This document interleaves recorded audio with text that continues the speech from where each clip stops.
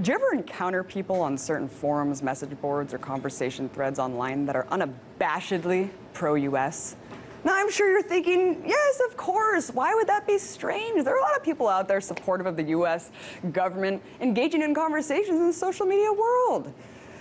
But I don't mean those people. I mean the online personas that, oddly enough, are unrelenting in their patriotic vitriol and troll for literally hours trying to debunk legitimate questions or any opposition to the establishment. Sometimes it almost seems like these people might even be getting paid to do it. I mean, how else could they expel that insane amount of time and energy on these comment threads trying to argue how wrong you are? Well, this might be old news to some, but last year it was confirmed that the US military has been manipulating social media by using fake identities to influence conversations and spread pro-American propaganda. It's called Online Persona Management Services. And under the CENTCOM contract, it allows the creation of up to 10 sockpuppet accounts for every US serviceman or woman working on the program. The stipulations are that every fake persona must have a convincing background, history, and supporting friend networks so that it will remain undetectable from even the most sophisticated adversaries. According to The Guardian, the project has been likened by web experts to China's attempts to control and restrict free speech on the internet.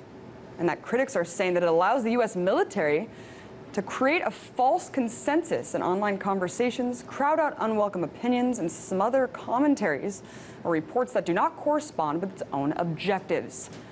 Now, of course, according to CENTCOM, their only objective is to counter violent extremists and enemy propaganda outside of the US, and that it would be unlawful to address US audiences with the technology. Wow, unlawful, really? Interesting. Because the newest version of the 2013 NDAA included an interesting amendment. This amendment legalized domestic propaganda on the American public. You heard me right. The newest NDAA wasn't just reauthorizing the indefinite detention of American citizens. It also allowed the US government to legally carry out misinformation campaigns against the citizens of this country. But is this really surprising to anyone? I mean, the corporate media is basically a propaganda arm of the US government anyways, isn't it? Why the need to legalize the use of propaganda when you already have an entire mainstream media establishment lacking to the White House, reprinting government press releases without question, selling wars, and carrying water for the administration?